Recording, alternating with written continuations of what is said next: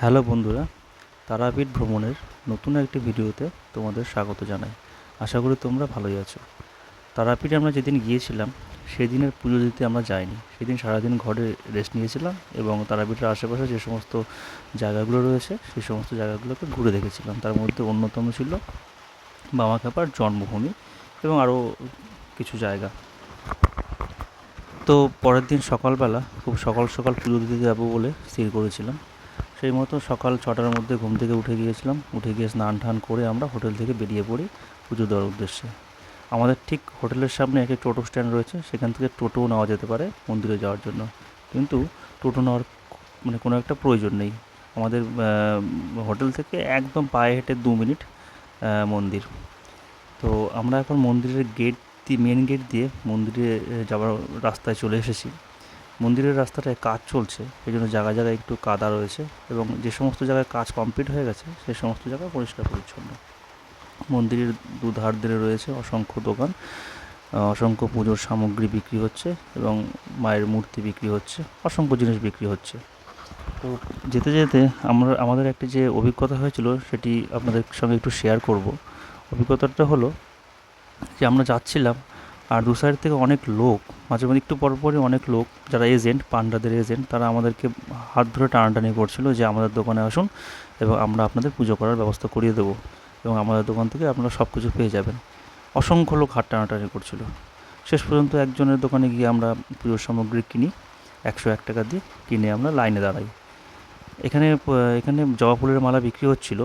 সেখান থেকে আমরা তিনজন ছিলাম, তিনজনে তিনটে জবা ফুল কিনেছিলাম, জবা ফুলের মালা কিনেছিলাম 20 টাকা করে।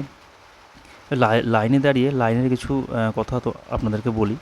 এখানে 4 ধরনের লাইন রয়েছে। একটি হচ্ছে জেনারেল লাইন, যেখানে কোনো টাকা পয়সা লাগে না। একটি হচ্ছে 300 টাকার লাইন, একটি হচ্ছে 500 টাকার লাইন এবং একটি হচ্ছে 1000 টাকার লাইন। জেনারেল লাইনে কোনো টাকা পয়সা লাগে না বলে লাইনটি অনেক বড় হয়। 300 টাকার লাইনে তুলনামূলক জেনারেল লাইনের থেকে একটু কম হয়। ওই যে পুকুর পাড়ে যে লাইনটা দেখাচ্ছিলাম সেটা হচ্ছে জেনারেল লাইন। এটা হচ্ছে 300 টাকার টিকিট কাউন্টার। 300 টাকার টিকিট কাউন্টার কাটলে পুজো দিতে মোটামুটি 2-3 ঘন্টার মধ্যে হয়ে যায় এবং 500 টাকা এবং 1000 টাকার লাইনে ভিআইপি লাইন যেহেতু খুব কম সময়ের মধ্যে হয়ে যায়।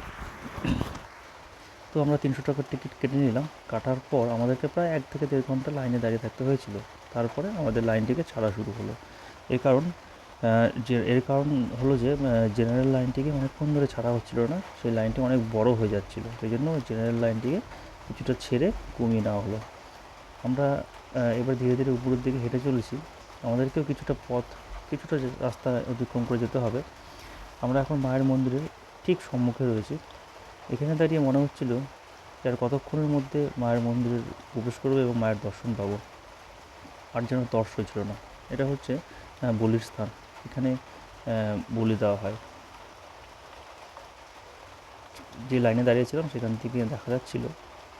ধীরে ধীরে আমরা এগিয়ে চলছি মন্দিরের দিকে। আজকে তুলনামূলক ভিড় অনেকটাই কম। এর আগের বছর একবার এসেছিলাম, এবছর অসংখ্য ভিড় ছিল। মানে লাইনে দাঁড়ানোর মতো পরিস্থিতি ছিল না, এতটাই ভিড় ছিল। 300 টাকার লাইনে দাঁড়ালেও পুজো দিতে দিতে প্রায় 2-3 ঘন্টা লেগেই যায়। আর 500 টাকা 1000 টাকার লাইনে দাঁড়ালে খুব কম সময় হয়ে যায়। এই স্থানটিকে ঠিক আপনারা মোহনা বলতে পারেন, যেখানে চারটা লাইন মিশেছে। জেনারেল লাইন, 300 টাকার লাইন, 500 টাকার লাইন এবং 1000 টাকার লাইন। এর ঠিক সামনেই হচ্ছে মায়ের মন্দির। এখান থেকেই চারটা লাইন একসঙ্গে এক হয়ে যায়। আমরা এখন মায়ের মন্দিরের সামনে এসে গেছি, মূল মন্দিরের সামনে এসে দাঁড়িয়ে রয়েছে। আমাদেরকে আটকে দেওয়া হয়েছে। এখানেও দুটো গেট রয়েছে, দুদিক থেকে লোক ঢোকানো হয়। আমাদেরকে আটকে রাখার পেছনে একটা কারণ হলো, যেটা পরে জানতে পারলাম একটু পরে, লাইনে দাঁড়িয়ে থাকার একটু পরে।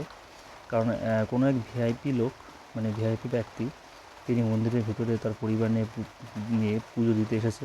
এই জন্য আমাদেরকে দাঁড় করিয়ে রাখা হয়েছে। আমি চেষ্টা করছিলাম ফোনটাকে দিয়ে মায়ের ছবি তোলার, কিন্তু তুলে উঠতে পারছিলাম না, কারণ অনেক লোকের ভিড় ছিল এবং আমার হাতটিও দরজার সামনে পৌঁছচ্ছিল না। তো আমরা যে পুরোহিতটিকে ঠিক করেছিলাম, সেই পুরোহিতটি আমাদের পুজোর সামগ্রী নিয়ে মন্দিরের ভেতরে যাওয়ার চেষ্টা করছে। ওনার সঙ্গেই আমরা রয়েছি। উনি আমাদেরকে কিছুক্ষণ আগে মন্ত্রপাঠও করালেন এবং আমাদের যে পুজোর সামগ্রী সেটিকে উনি মায়ের এর কাছে পুজো দেওয়ার ব্যবস্থা উনিই করাবেন এবং উনি নিজেই পুজো করিয়ে দেবেন। তো আমরা দাঁড়িয়ে রয়েছি, আমি চেষ্টা করব যে মায়ের মূর্তি আপনাদেরকে দেখানোর, এবং আমি সেটা পেরেছি অনেক চেষ্টা করে। কারণ যে বললাম যে কোনো এক ভিআইপি ব্যক্তি ভেতরে ছিল বলে আমরা গেটের সামনে দাঁড়িয়েছিলাম, তো গেটের সামনে অনেকক্ষণ দাঁড়িয়ে থাকার সুযোগ হয়েছিল, ফলে সেখান থেকে আমরা মায়ের ভিডিওটি করতে পেরেছিলাম। শেষে আমি মায়ের ভিডিওটি অ্যাড করেছি এই ভিডিওতে, আপনারা সবাই দর্শন করে নিতে পারবেন। যারা এই পর্যন্ত তারাপীঠে যাননি একবারও, তাদের উদ্দেশ্যে বলবো আপনারা অবশ্যই যাবেন, আপনাদের খুব ভালো লাগবে। এবং এখানে গিয়ে একা পুজো দেওয়ার চেষ্টা করবেন। এই যে মায়ের মূর্তি, মায়ের গেটের সামনে দাঁড়িয়েছিলাম কিছুক্ষণ, তাই ছবিটি তোলার সৌভাগ্য হয়েছে। তো আমার ভিডিওটি ভালো লাগলে অবশ্যই লাইক করবেন, বন্ধুদের মধ্যে শেয়ার করবে এবং সাবস্ক্রাইব করবে। পুজো দিয়ে মন্দির থেকে বেরোনোর সময় মন্দির প্রাঙ্গণেই চলছিল এক বৃহৎ যজ্ঞানুষ্ঠান। আজ এ পর্যন্তই, দেখা হচ্ছে নেক্সট ভিডিওতে।